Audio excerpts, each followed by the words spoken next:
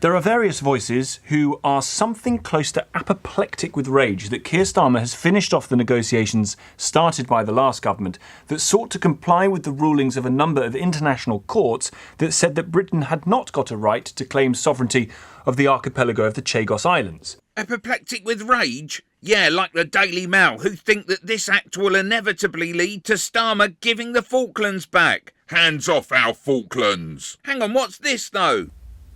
But on the island of Diego Garcia sits a joint UK-US military base where some pretty secret squirrel stuff goes on, I'm told, and provides the United Kingdom with a very strategically important military asset in the Indian Ocean. The argument is that by ceding sovereignty of the islands, Keir Starmer has put the base on Diego Garcia at risk, particularly given Mauritius is sympathetic and financially reliant upon the Chinese Communist Party. Now let's hear the cartoon character brought to life, Mark Francois, losing his nut over this. Thank you very much for coming on the programme, Mr. Francois. What's wrong with this decision as you see it? This is absolute madness.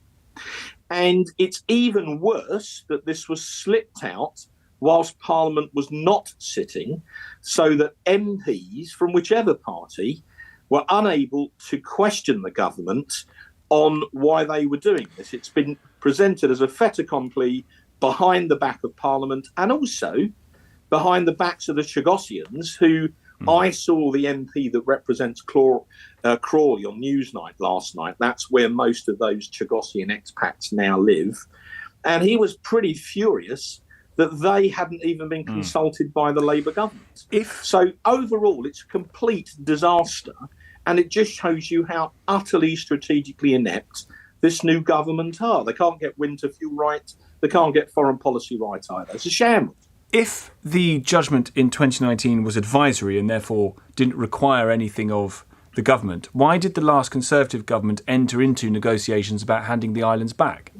Well, there had been discussions about this for years between the Mauritians and the Foreign Why Office. did the Conservative government enter into discussions finished off by the Labour Party? There were already discussions for years about handing back. As you said it had been going on for years. But when a proposal, and this is my understanding of what happened, when a proposal came from the Foreign Office under the Conservatives that we should agree this deal, the Ministry of Defence, Grant Shapps was the Defence Secretary. I was on the Defence Committee. I remember talking to Grant about it.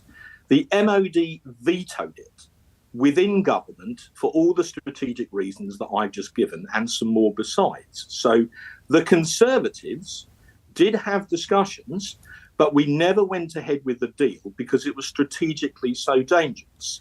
Which leads us to this ridiculous situation with James Cleverly condemning the Labour Party for this move, but during his time as Foreign Secretary under Liz Truss said this. Following the meeting between the then Prime Minister, my right honourable friend, the member for South West Norfolk, Elizabeth Truss, and Prime Minister Juhungath at the UN General Assembly, the UK and Mauritius have decided to begin negotiations on the exercise of sovereignty over the British Indian Ocean Territory, Chagos Archipelago.